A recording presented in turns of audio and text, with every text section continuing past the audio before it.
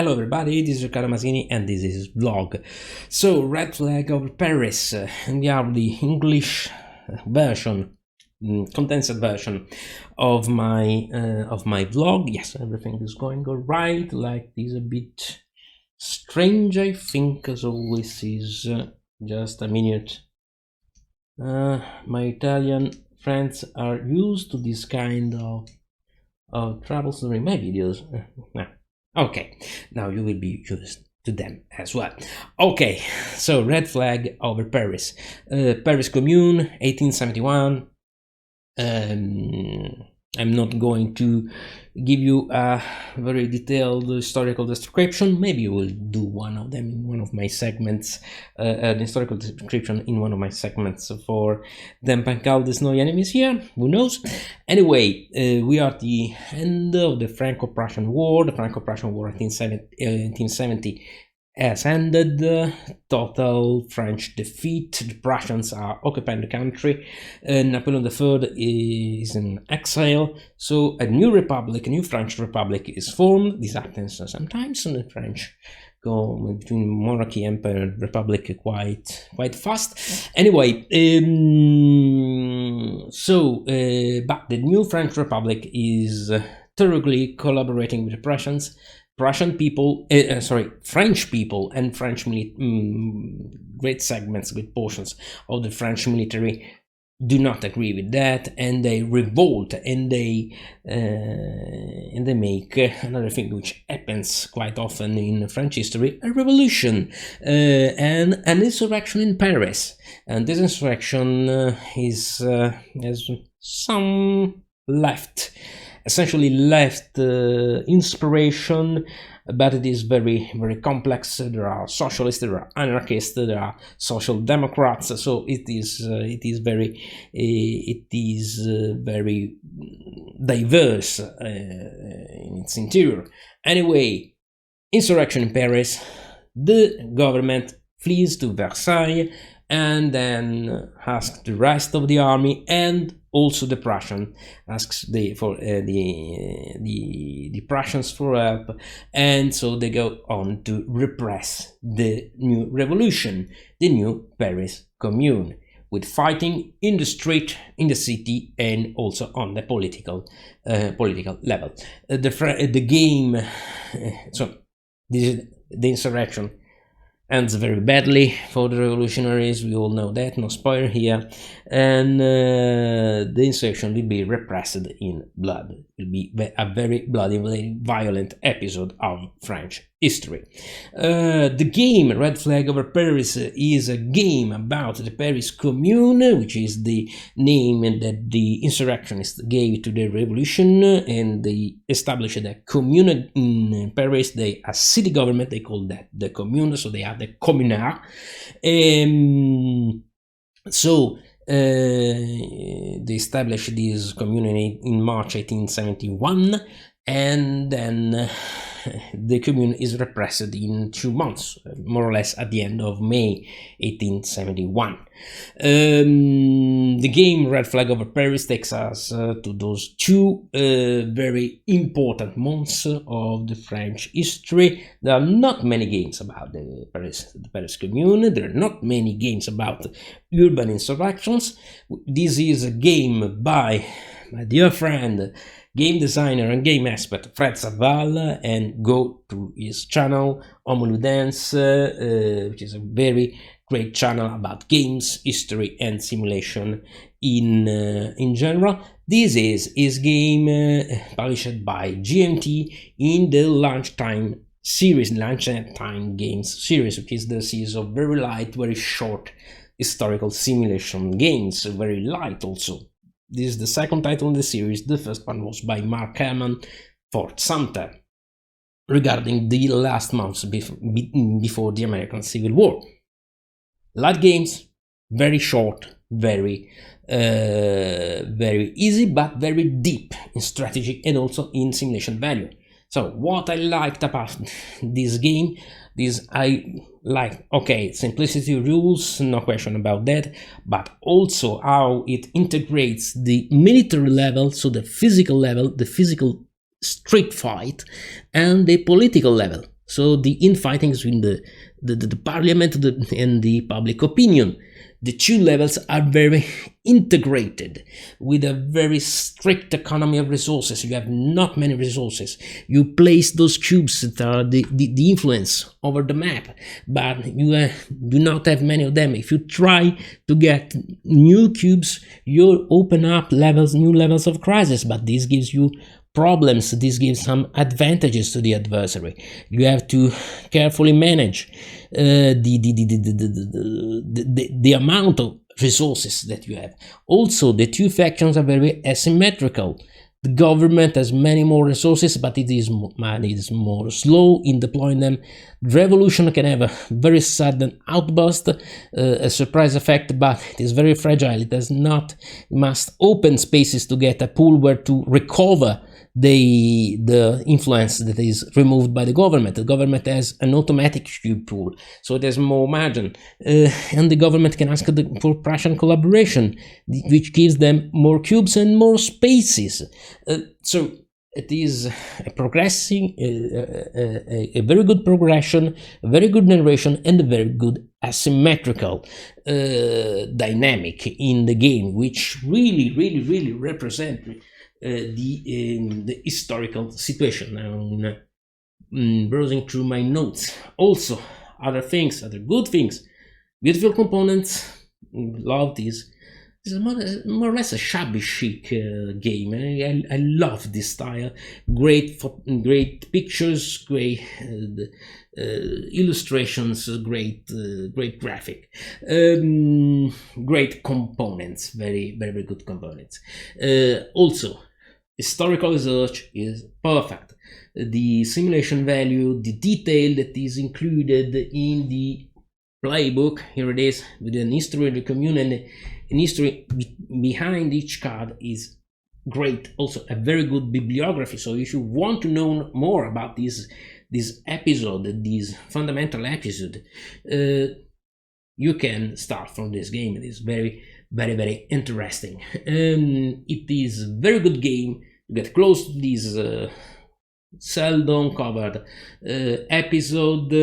Very important, and it is a splendid example of an hybrid Eurogame and wargame and simulation. It is a simulation, a total simulation which uses Eurogame mechanics. So it is a very good example of an hybrid game. Also, it has a solo mode, which is sometimes a bit not so easy to understand what the solo bot should do, but it is very functional. It is very easy. Once you get the hang of it, it is very fast and good replayability. And yes, it is a cherry effect. You make a play, you play it one time in one session, half an hour, 30-40 minutes at the most, and then you want to go another time, another play, maybe switching sides. So a very good tension and player involvement. What I did not like, and maybe it is a stronger word, there are some things that some players might not like. Essentially, like everything I got in this game. However, this is not a point-to-point simulation. You have not an X map of Paris. You have abstract areas. Yes, you have adjacencies. So there is some geography, but it is abstract. There is a lot of historic content, but there are also many abstractions which are necessary for this kind of game. Do not expect a totally accurate moment-by-moment simulation of the Paris Commune, and also of the street fight in Paris, street by street. You do not have that. This is not this kind of game. Also, many small things to remember. The mechanics are very simple, the dynamics are very simple, but there are many moving pieces, many sources for victory points. You get a victory points here, you get a victory points there, but also many things that might make you lose victory points. You lose a victory point for this reason, you lose another for this other reason. So you have to have patience in understanding not how the game works, but what you should do in the game. It is quite clear at the beginning, but maybe what you should not do in this game to avoid losing victory points. So you have to be a bit patient to really understand the strategy, even if the game is very easy in itself. It's not a game that you play one time, okay, I got everything. No, you have to discover this game play after play. Also, it is very different from a traditional war game.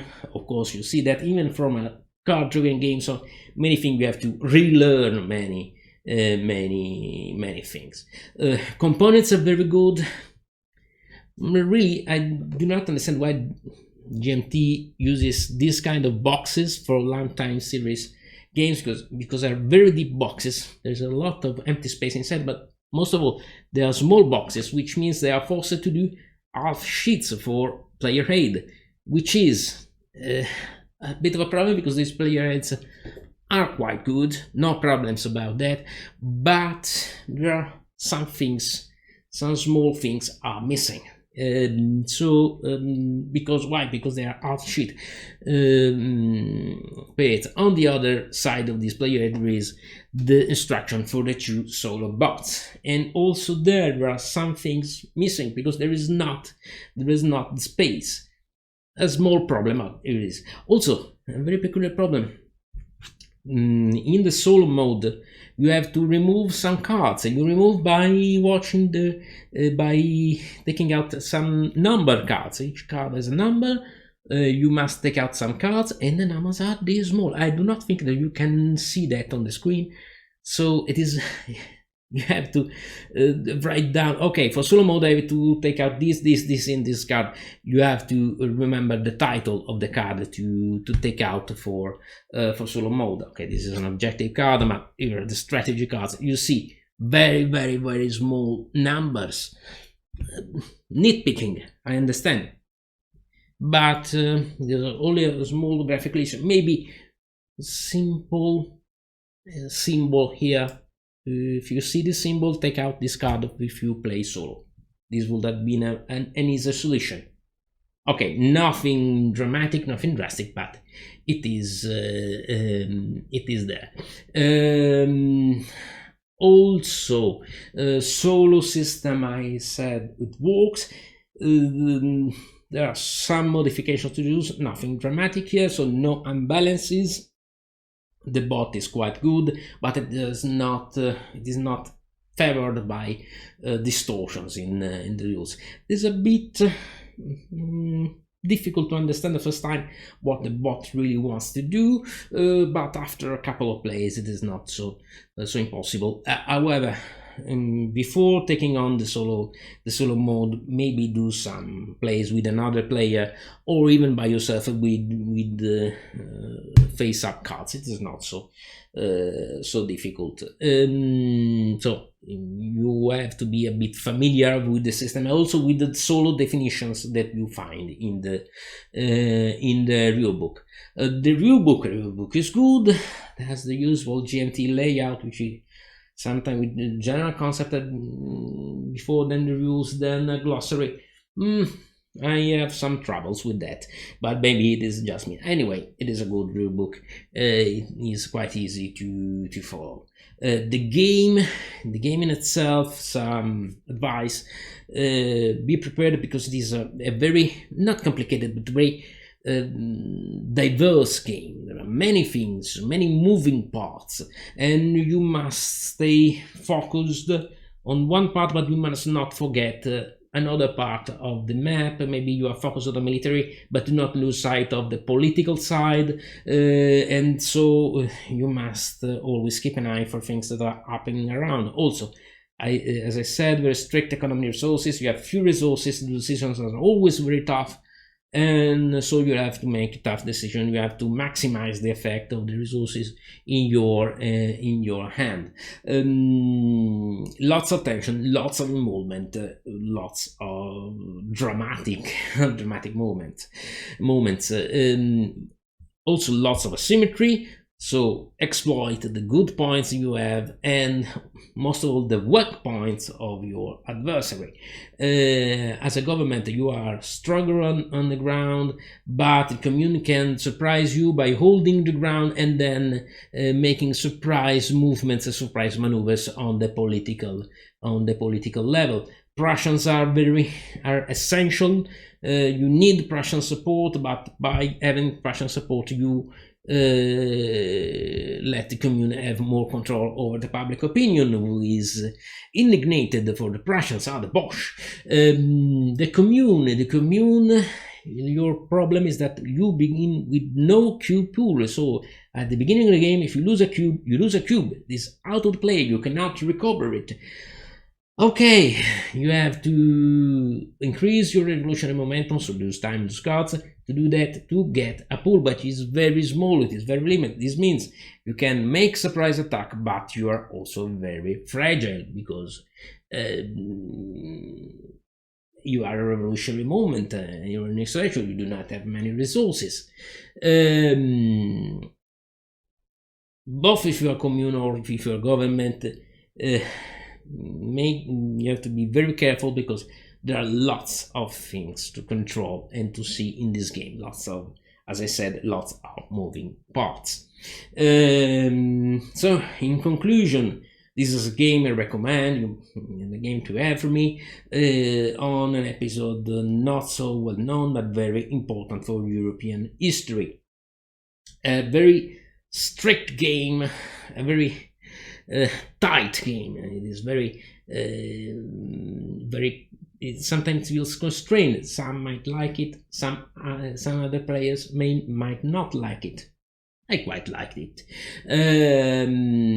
This is not a traditional war game. This is not a precise representation of events street by street, day by day, but its abstractions are all historically valid. There's a lot of historical content, a lot of strategy, so this is very, very good. This is very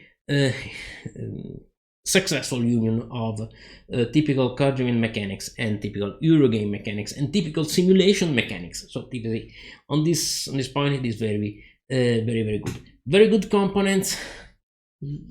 Small problems here, them are nothing. Okay, I have a card, an event card, which is if I play this event card, this other event card may not be played, just like in Twilight Struggle. There is no counter to remember that, but these are really very minor points. The components are absolutely good, are absolutely stunning. Absolutely, this is a game you put on a table and people will stop by around you just to see it played. It is very attractive. It is very involving, very good progression, very good narration, and very high replayability. You have to be a bit patient to understand what to do with the strategy and strategic level, but this game rewards you very much. So it is a very, very good game. I love this kind of game. I love the lunchtime series. Also, I love Fred's approach to games, and here is absolutely evident.